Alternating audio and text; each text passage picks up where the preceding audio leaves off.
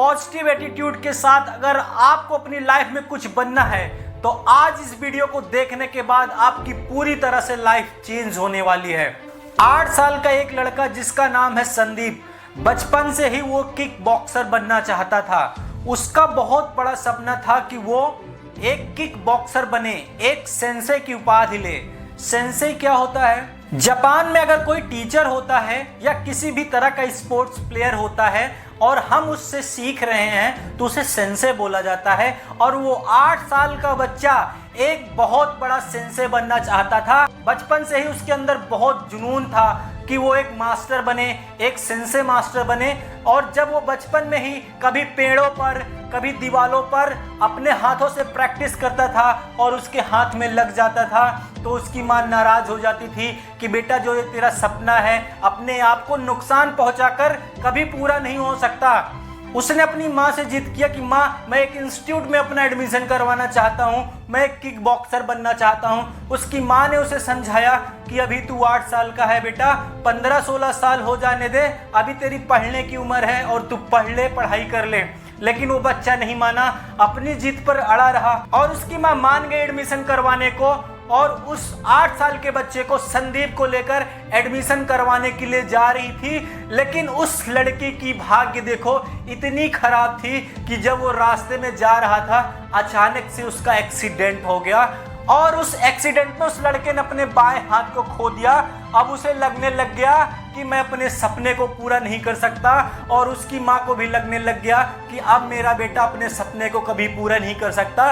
जो उसके गांव वाले थे, जो उसके पड़ोस में रहते थे, लोग उसे लूला कहकर बुलाते थे, हैंडीकैप कह के बुलाते थे। उस लड़के को बुरा तो लगता था लेकिन वो कभी बताता नहीं था। लेकिन उसके दिमाग में फिर भी था कि मैं एक सेंसे बनना चाहता हूँ और मैं बनूंगा। अगर मेरे पास हाथ नहीं है लेकिन मैं फिर भी ये करके दिखाऊंगा। 6 महीने बाद उस लड़के ने फिर से अपनी जिद को स्टार्ट कर दिया। अपनी माँ से बोलने लग गया, नहीं माँ, मैं एक सेंसे बनना चाहता हूँ, मैं किक बॉक्सर बनना चाहता हूँ। मेरा ये जो सपना है आप पूरा करोगे या नहीं? आप करोगे या नहीं मेरे लिए? आप मेरा एडमिशन करवाओगे या नहीं करवाओगे? उसकी माँ उसकी जिद के आगे हार गई और फिर से बोली, मैं आपका एडमिशन करवाऊंगी।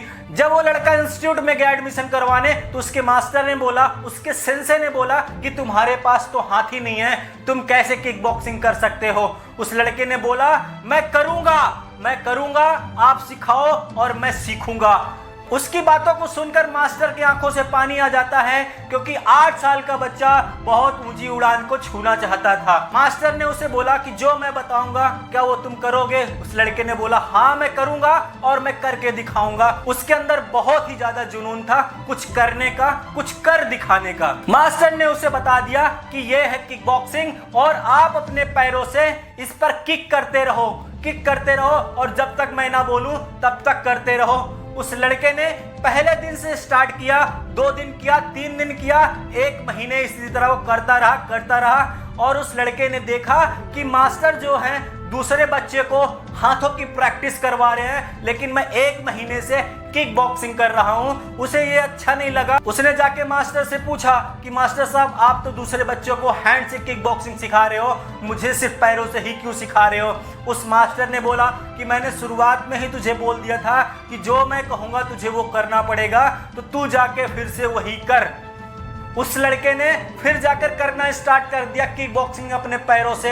1 महीना किया, 2 महीना किया, 3 महीने किया, 4 महीने किया, 5 महीने किया, 6 महीने किया। इसी तरह वो 6 महीने करता रहा लेकिन उसे फिर से अच्छा नहीं लगा। उसने फिर से जाके मास्टर से पूछा कि मास्टर साहब, मुझे कुछ एक्स्ट्रा सिखाओ ना, आप तो मुझे सिर्फ किक बॉक्सिंग सिर्फ पैरों से ही सिखा रहे हो, हाथों से क्यों नहीं सिखा रहे हैं? उस मास्टर ने बोला, अगर तुम्हें मास्टर बनना है, किक बॉक्सिंग सीखनी है तो जैसा मैं कह रहा हूं ऐसा ही आपको करना पड़ेगा।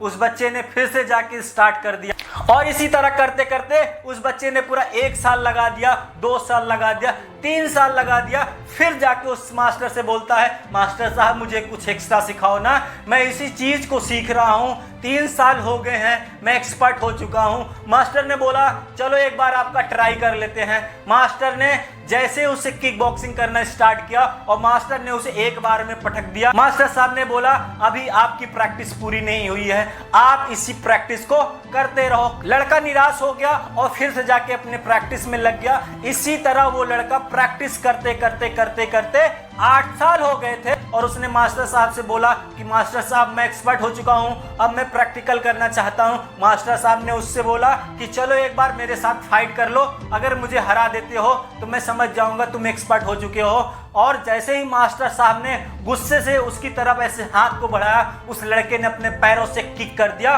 उस मास्टर को नॉकआउट कर दिया। लड़का इतना एक्सपर्ट हो चुका था कि अब उसके सामने कोई भी आए अब हर किसी को वो हरा सकता था। मास्टर साहब ने उसे 2-3 किक बॉक्सर से फाइट करवाई। पहली फाइट वो जीत गया, दूसरी फाइट जीत गया, लेकिन तीसरी फाइट में उसके सामने एक बहुत बड़ा दमदार आदमी खड़ा था और उस लड़के को लगता था कि मेरे तो हाथ नहीं है और मैं इससे जीत नहीं पाऊंगा। दमदार किक बॉक्सर उसके सामने आया और उस लड़के को एक बार ऐसे पंच किया उसके मुंह पर लगा और वो लड़का जाके जमीन पर गिर गया। लेकिन मास्टर साहब ने उसे बोला तुझे करके दिखाना है, तुझे मास्टर बनना है, तुझे सेंसे की उपाधि लेनी है, तुम्हें ये आज फाइट करके दिखानी है। वो लड़का फिर से उठा और जैसे ही किक बॉक्सर ने उसके सामने हाथ बढ़ाया, उस लड़के ने आओ देखा न ताओ देखा, एक ही फाइट में उस बहुत बड़े दमदार रेसलर को नीचे जमीन पर पटक दिया। जमीन पर पटकने के बाद वो लड़का जीत चुका था और पूरे वर्ल्ड में नंबर 1 का मास्टर बन चुका था। उसी समय उसके टीचर ने उसे सेंसे की उपाधि दे दी। उसके मास्टर ने बोला तुम्हारे पास हाथ नहीं है तो क्या हुआ, लेकिन आज के बाद मेरे इंस्टीट्यूट में तुम सबको ट्रेनिंग दोगे। उस लड़के को यकीन नहीं हो रहा था कि इस मोटे तगड़े फाइटर को मैंने कैसे हरा दिया। मास्टर साहब ने बोला कि आज मैं तुम्हें सिर्फ 2 बातें बताना चाहता हूं और ये 2 बातें अपने हमेशा दिमाग में रख लो। उसके मास्टर ने बताया कि जो मैंने तुम्हें ये प्रैक्टिस करवाई 8 साल से, जिसका 8 साल से तुम्हें प्रैक्टिस था, ये सबसे हार्ड होता है और सबसे हार्ड प्रैक्टिस मैंने तुमसे करवाई क्योंकि तुम्हारे पास हाथ नहीं था। दूसरी बात यह है कि अगर आपके पास हाथ होता तो शायद आज ये फाइट आप नहीं जीत पाते, तो इसे किस्मत समझो या करिश्मा, लेकिन आज आपके पास हाथ नहीं है तो आप वर्ल्ड के सबसे नंबर 1 फाइटर बन चुके हो और आप किसी से भी फाइट करने की क्षमता रखते हो। अगर आपके पास हाथ होता तो आप भी 8 साल एक ही प्रैक्टिस को नहीं करते, आप भी दूसरों की तरह कुछ अलग करने की सीखते या फिर आपका मन हट जाता। आपने 8 साल एक ही चीज की प्रैक्टिस करने से आपका माइंड और आपका फोकस एक ही जगह था क्योंकि आपके पास हाथ नहीं था और आप कुछ दूसरा सीख नहीं सकते थे। इस वीडियो को देखने के बाद आपके अंदर भी कुछ जुनून आया हो, कुछ कर दिखाने का, कुछ बनने का, तो इस वीडियो को ज्यादा से ज्यादा लोगों के पास शेयर करो ताकि वो भी देखें और उनके अंदर भी दबे हुए इंसान को जगाया जा सके। ऐसे ही मोटिवेशनल वीडियो अगर आपको देखना है तो प्लीज मेरे चैनल को लाइक करो, शेयर करो, सब्सक्राइब करो ताकि आपके अंदर भी दबे हुए सपने को हम बाहर निकाल सकें और ऐसे ही मोटिवेशनल वीडियो बनाते रहें। Thank you so much for the watching my video.